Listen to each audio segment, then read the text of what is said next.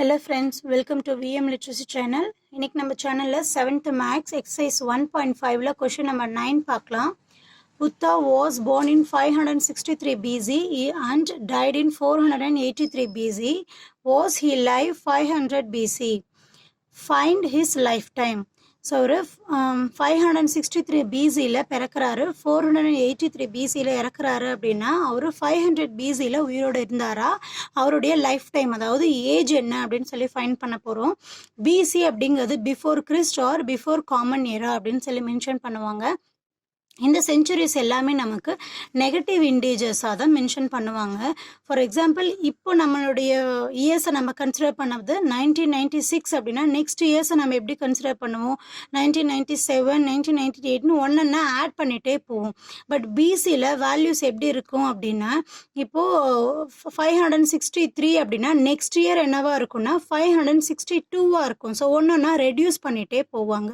So இங்கே years in BC are taken as negative integer. So ஒவ்வொரு வேல்யூவாக reduce ஆகிட்டே போகிறதுனால அந்த நம்பர்ஸை நம்ம எப்படி எடுத்துக்கிறோம், நெகட்டிவ் இண்டீஜர்ஸாக கன்சிடர் பண்ணிக்கிறோம். So Buddha born -563 BC, died in -483 BC. So இந்த வேல்யூவை நம்ம நம்பர் லைனில் எந்த ஆர்டரில் மென்ஷன் பண்ணுவோம், ஜீரோக்கு அப்புறம் லெஃப்ட் ஹேண்ட் சைடு வேல்யூஸ் எல்லாம் நெகட்டிவ் இண்டீஜர்ஸ் எப்படி மென்ஷன் பண்ணுவோமோ அந்த ஆர்டரில் மென்ஷன் பண்ணியிருக்கீங்க. ஸோ இந்த 563க்கும் 483க்கும் பிட்வீனில் வேல்யூஸ் தான் நமக்கு 500. ஸோ புத்தா அப்படிங்கிறவர் 500 பிசியில் உயிரோடு இருந்தார் அப்படிங்கிறது இந்த நம்பர் லைனை பேஸ் பண்ணி நம்ம ப்ரூவ் பண்ணிட்டோம்.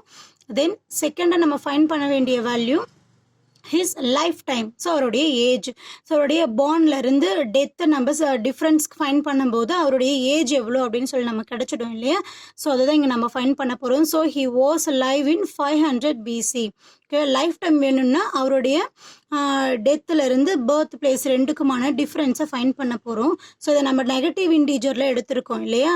ஸோ இங்கே -483 டிஃப்ரென்ஸ் தான் ஃபைன் பண்ண போகிறோம். ஸோ மைனஸ், ஸோ இந்த வேல்யூ பர்ன் பிளேஸ் வேல்யூ வந்து நமக்கு -563.